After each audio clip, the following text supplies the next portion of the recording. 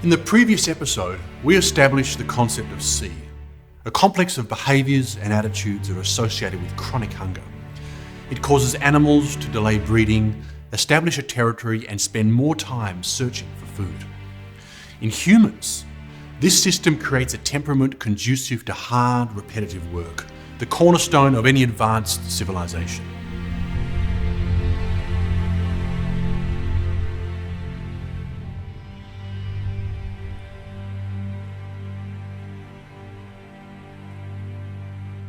Previously, we have seen how C helps people farm by improving their work ethic and concentration. It also has a positive effect on the birth rate by increasing people's interest in their offspring. However, humans need to do more than simply survive and propagate. They have to be able to compete against each other. Cross-cultural evidence shows that societies with high C personal behaviour tend to be not only hard-working, but good at trade. This is because high C changes the way people interact and makes them more impersonal. To explain how this works, let's return briefly to our food-restricted primates. High C gibbons in the wild form exclusive feeding territories which they closely guard against all outsiders. For a gibbon to share its territory with anyone beyond its nuclear family would be suicide, as there simply wouldn't be enough to eat. In people, this scarcity mentality is expressed as the desire to accumulate property. This means that high C people typically only trade if they can get something back of equal or greater value. It is this trading instinct that forms the basis of the market economy. To illustrate this, let's consider a trader who shared everything with his friends and extended family and refused to deal with people he didn't know. He would have a much harder time becoming wealthy than a trader who exchanged goods based on the value of the commodity and not the personal relationship. Human cultures have developed ways to push the economic instinct associated with C even further. Cross-cultural studies indicate that societies with advanced market economies tend to start training children very early, even sometimes in infancy. This can be seen as locking in the higher C scarcity mentality very early in life, which allows for the most sophisticated forms of economic behaviour. C is also linked to reverence for impersonal laws and principles of behaviour, which allows for a more effective government and civil service. We'll illustrate this by looking at the rise of C over time. At the lowest level, hunter-gatherer bands tend to be maintained by personal bonds. Slightly more impersonal attitudes might involve a less present tribal leader whose rule is bound by a series of taboos.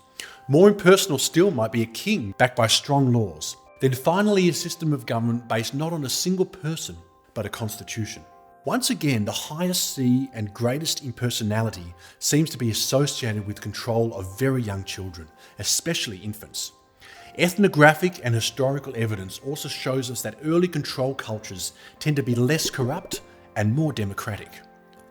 Early control is also heavily associated with technological and scientific innovation. The most creative cultures in history, including Europe and ancient Greece, show clear signs of early control. And as control of children became stricter and began earlier in the West, so innovation rose to a peak. On the other hand, obedience training in later childhood is associated with the formation of larger political units, such as empires. So while the most sophisticated laws and constitutional governments are associated with the early control of children, later obedience training, beginning at around age 6 through the end of adolescence, makes people more accepting of powerful authority. So far, we've established the basis of economic behaviour, work ethic, innovation, and how various forms of child rearing affect the nature of political systems. But what about war and competition between societies? The history of humanity has been one of almost constant conflict. When struggling for survival, taking from other people can be just as effective as producing for yourself.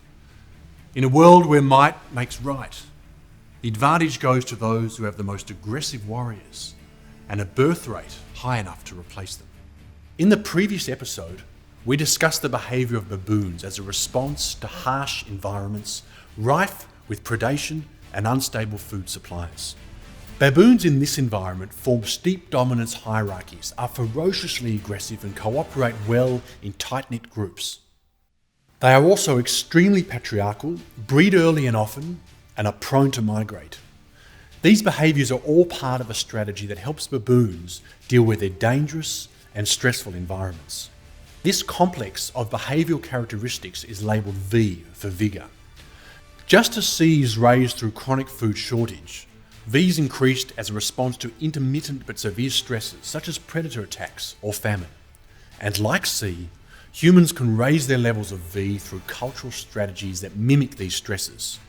Such practices include rough sports, corporal punishment, and rigorous fasting, which have the effect of promoting patriarchy, increasing the birth rate, and making people more effective in battle.